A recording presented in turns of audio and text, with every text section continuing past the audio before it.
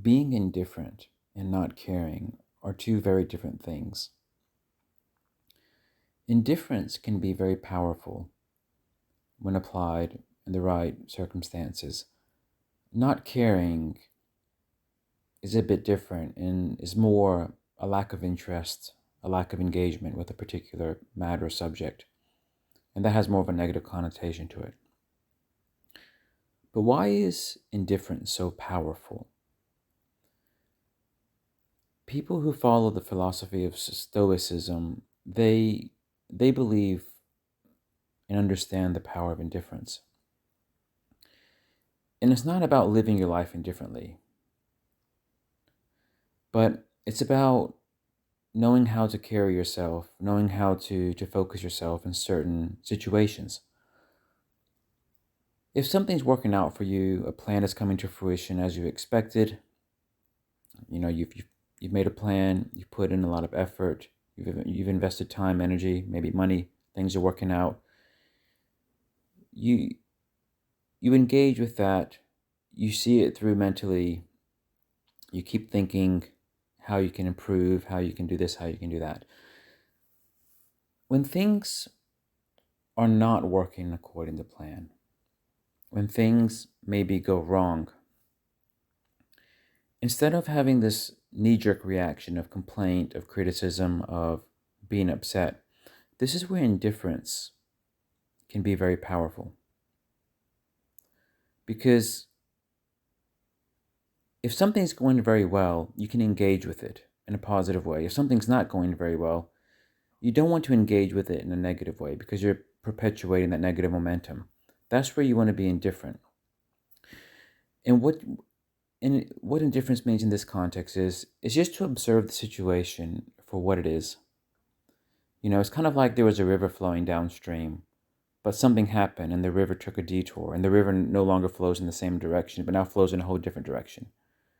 But you were expecting it to flow in the initial direction, but now it's not there anymore. Being indifferent is just contemplating, observing what's happened. Maybe there's been a change, something that wasn't planned, or maybe there was some criticism from somebody about something you were doing, so now you need to approach it differently. Just kind of contemplate it and see where the new momentum is before you start engaging again with it. If you find, no matter what problem you're facing, it's always like water flowing. There's still water flowing in some direction. Just allow yourself to notice in what direction it's flowing. And then once you realize, once you notice where the new power is, you can then engage with it again, kind of go downstream, because it's so much easier to paddle downstream than to paddle upstream against the current. What you don't want to do is put in a lot of effort, a lot of mental energy, a lot of trying to fix things when you're going against the current. It's about finding the new current and then going with that new current. Because with indifference, instead of judging a situation, you kind of allow yourself to see the new picture. You allow yourself to find where the new points of leverage are, where you can make the best of a situation. And then all of a sudden, you might find opportunities, you might notice things that you didn't notice before, and you can make the best of it. So indifference and not caring are two very different things. The way I think about applying indifference and the way I think about applying the whole concept of Stoicism is to have this kind of philosophy, and when things are not working out, something's happened that's unexpected, that creates some kind of friction, some kind of problem. Instead of having a strong knee-jerk reaction where you're trying to fix it, where you're trying to recalculate and just do things very quickly, you can still do that, but take a step back.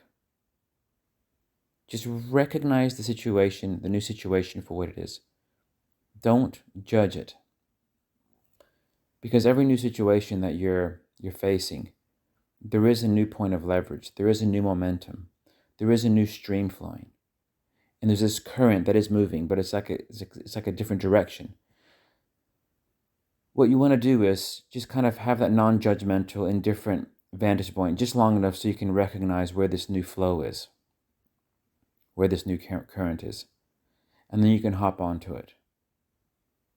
And then you can start applying yourself again more energetically, more action focused, and all that stuff that kind of comes with doing anything. You put your action, you apply intensive thought processes, etc. But that's most productive when you see where the new current is, where you see where the new position of power is. But if you're the kind of person where you're always thinking 1,000 miles an hour, your mind never shuts off, it's good to practice the ability to be mindful. It's just having the ability where you can, at least for 15-20 minutes every day, not let your mind ruminate very intensively on thoughts, just kind of let it be more in a contemplative mode. Because if you can train your mind into reaching that state when you want, then you can apply it in situations where things are not working out the way you want them to. And then, you can kind of go through that process of finding where the new momentum is, the new position of power, and then you can more easily navigate all that.